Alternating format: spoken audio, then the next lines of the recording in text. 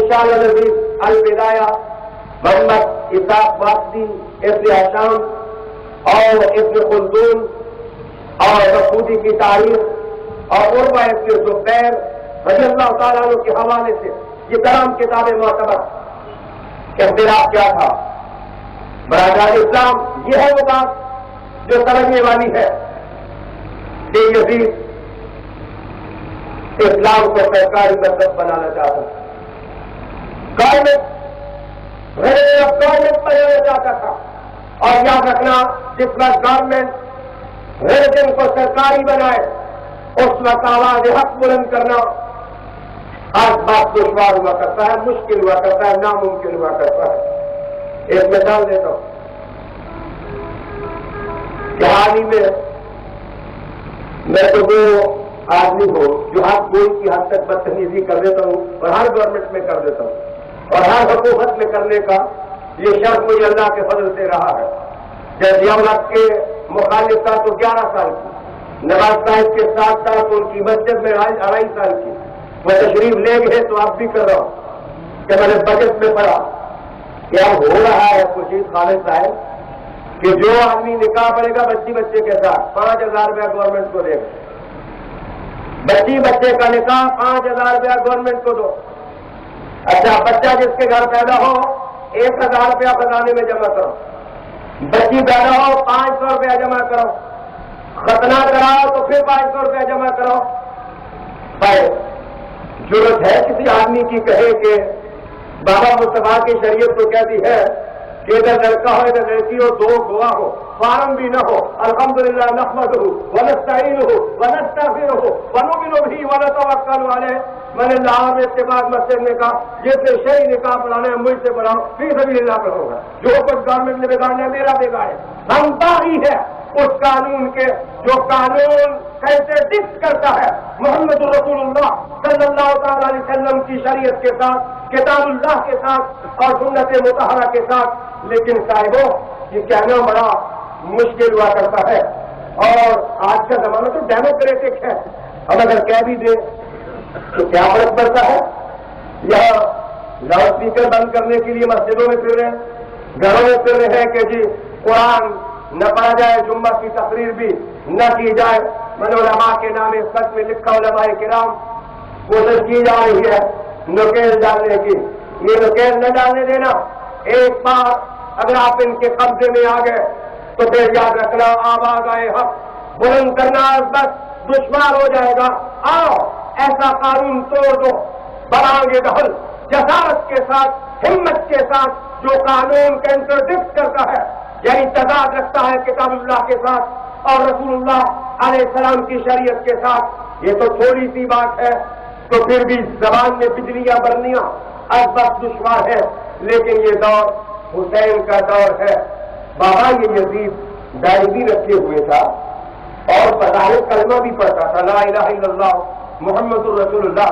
بہت سے بڑے مانس انسان ہیں جو دھوکہ کھا جاتے ہیں, کلمہ اس کے کلمہ پڑھنے سے دھوکہ کھا جاتے ہیں. وہ نہیں سوچتے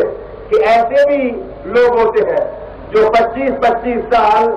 ہماری اکیڈمی میں امامت کراتے ہیں کابل, لیکن ہوتے وہ سکھ ہیں اور صاحب وہ نمازیں بھی پڑھا کے جاتے ہیں. کیا ان کی نمازوں کی کوئی قیمت, کیا ان کی اذان کی کوئی قیمت, کیا ان کے کلموں کی کوئی قیمت جس وقت سینے میں گج بھرا ہوا ہو اور خباثت بھری ہوئی ہو اور اس وقت چاہے وہ ایک کلمہ سے جو چیز کیا جائے امت مسلمہ کو. قرآن کہتا ہے یخادعون اللہ والذین آمنوا وما یخدعون الا انفسهم وما یشعرون. کوشش کرتے ہیں دھوکہ دے اللہ اور اس کے رسول کو اور ایمان والوں کو, لیکن ان کے دھوکے کا وبال ان پر پڑتا ہے. برادران اسلام یزید نے خطبہ دیا اور خطبہ دینے کے بعد یہ غذا ہے, پہچان لو. یہ رویے ہے, رویوں سے انسان کا پتہ چلتا ہے یہ کون ہے. بابا جو آدمی مکار دجال ہوتا ہے اس کے اردا گرد دیکھو, ڈبل باز, میوزک باز, موسیقی باز, سائنگی کی کی ناچنے والے اور کودنے والے اور لونڈیاں اور کیہان اور جوا کھیلنے والے, یہ اس کے ساتھی ہے جن کے درمیان آج یزید اقتدار ٹیک اوور کر رہا ہے اور کراؤن اس کے سر پر رکھا جا رہا ہے، اور جو پہلی اسٹیٹمنٹ اور پہلا فرمان وہ جاری کرتا ہے وہ فرمان یہ ہے کہ بہن کا نکاح بھائی کے ساتھ جائز ہے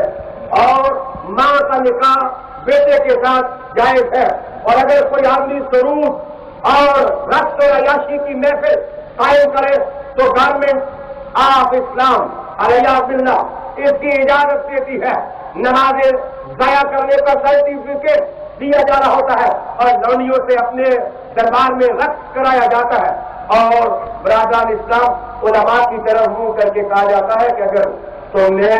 تاج شہنشاہی اور کراؤن کے خلاف کوئی بات کی تو تمہارے کانوں میں سیسا پگھلا کر ڈال دیا جائے گا، تمہاری آنکھیں سی دی جائیں گی، اور یہ تلوار دیکھ لو، یہ تلوار 1 لاکھ آدمی کی گردنیں اس سے پہلے کاٹ چکی ہے اور تمہاری گردنیں بھی کاٹ دی جائیں گی۔ اگر دیکھنا ہے اپنے کسی ساتھی کے گردن سے نکلتا ہوا خون کا فوارہ تو یہ لو، میں ایک مثال بھی تمہیں دے دیتا ہوں، پھر ایک آدمی کا تن اس کی گردن سے جدا کر دیا جاتا ہے اور علماء کو ڈرایا جاتا ہے کہ اگر تم نے میرے آئین، میرے کانسٹیٹیوشن کے خلاف اگر آواز بلند کی تو تمہارے ساتھ یہ حشر کیا جائے گا۔ امام حسین ایسے عالم میں مدینہ سے چلتے ہیں اور مدینہ سے چل کے کہتے ہیں کہ اے میرے قاصد، میرا پیغام لے جانے والے، یزید کو کہہ دینا کہ تو نے کہا ہے کہ کسی کی جرت ہے کہ میرے اس فرمان کو رد کرے تو اس کو کہو نوافع رسول کہتا ہے تمہارا قانون باطل ہے، محمد کا قرآن سچا ہے، مصطفیٰ کریم صلی اللہ علیہ وسلم کی شریعت سچی ہے۔ اور آپ 5 پن دیکھیے کہ جس وقت 9 محرم کو خطبہ دیتے ہیں امام علی مقام تو ان کی الفاظ سنیے، کوئی زیادہ لوگ ساتھ نہیں ہیں، چند بتیجے ہی تو ہیں جو ان کے ساتھ کھڑے ہیں اور چند غلام ہیں جو ان کے ساتھ کھڑے ہیں، اور اس طرف 22,000 کا ایک لشکر جراح کھڑا ہے، اور امام علی مقام ان کو مخاطب کر کے کہتے ہیں یا ایھا الناس هل انتم تعرفوننی، اے لوگوں کیا تم مجھ کو جانتے ہو، میں کون ہوں؟ انا ابن علی انا ابن فاطمہ بنت رسول اللہ، میں مصطفیٰ کا نواسا ہوں، میں علی کا بیٹا ہوں، مجھے پہچانا تم نے، کہیں پہچاننے میں غلطی نہ لاحق ہو گئی ہو، تم کہیں پہچاننے میں غلطی نہ کھا گئے ہو۔ سامنے سے آواز آتی ہے ہم نے پہچان لیا آپ کو برادران اسلام، تو پھر آپ نے کہا کہ قد احللتم حرام اللہ ہے وقد احرمتم حلال اللہ ہے، تم نے اللہ کے حلال کو حرام ٹھہرا دیا اور اللہ کے حرام کو تم نے حلال ٹھہرا دیا، تم نے لونیاں نسوانی جائز قرار دے دی اور تم نے جوا کھیلنا جائز قرار دے دیا، یہ رجس ہے، اور رب کائنات اہل بیت کو اس رجس سے دور کر دیا ہے، اور وہ عالم جہاد ہمارے ان کرتوتوں کے خلاف بلند کرتے ہیں۔ پھر آپ آواز دیتے ہیں، یہ آواز میری آج کے خطبے کی جار ہے، آپ دائیں اور بائیں منہ کر کے کہتے ہیں هل منکم ناصر لنا، هل منکم ناصر لنا، کیا تم میں سے ہمارا کوئی مددگار ہے؟ جس وقت آج یہ کہتے ہیں هل منکم ناصر لنا، کیا تم میں سے ہمارا کوئی مددگار ہے، تو صاحبوں پیچھے سے زینب تھوڑے فاصلے پر کھڑی ہوتی ہے اور وہ شیرنی کی طرح چھلانگ لگا کے کہتی ہیں ان کے کندھے پر ہاتھ رکھ کے کہ حسین وہ دل تو نہیں ہو گئے، یہ کربلا ہے، یہاں مددگار نہیں ہے کوئی، ان کو کہتے ہیں هل منکم ناصر لنا، کیا تم میں سے ہمارا مددگار کوئی ہے؟ حضرت حسین پیچھے زینب کو مخاطب کر کے کہتے ہیں کہ بہن میں نے ان میں سے مددگار تلاش نہیں کیا، میں تو قیامت تک کے انسانوں کو آواز دے رہا ہوں، میں تو قیامت تک کے انسانوں کو آواز دے رہا ہوں، وہ لوگوں هل منکم ناصر لنا، کیا تم کوئی حسینی مشن کا مددگار بھی ہے؟ کوئی حسین کے علم کو بھی اٹھائے گا، کوئی حسین کے مقصد کو بھی قوت دے گا، کوئی حسین کے ارادوں کے خاکوں میں بھی رنگ بھرے گا، کوئی حسین کے خون کی بھی قیمت ڈالے گا؟ هل منکم ناصر لنا، یزید نے مصطفیٰ کی شریعت کے خلاف جس وقت بغاوت کی تو حسین نے عالم جہاد بلند کر لیا، تمہارے ہاتھ دور میں یزید پیدا ہوں گے، هل منکم ناصر لنا، کیا تم مدد کرو گے حسینی مشن کی؟ برادران اسلام، اے کاش کے کوئی اللہ کا بندہ اس وقت زمین سے اٹھ کھڑا ہو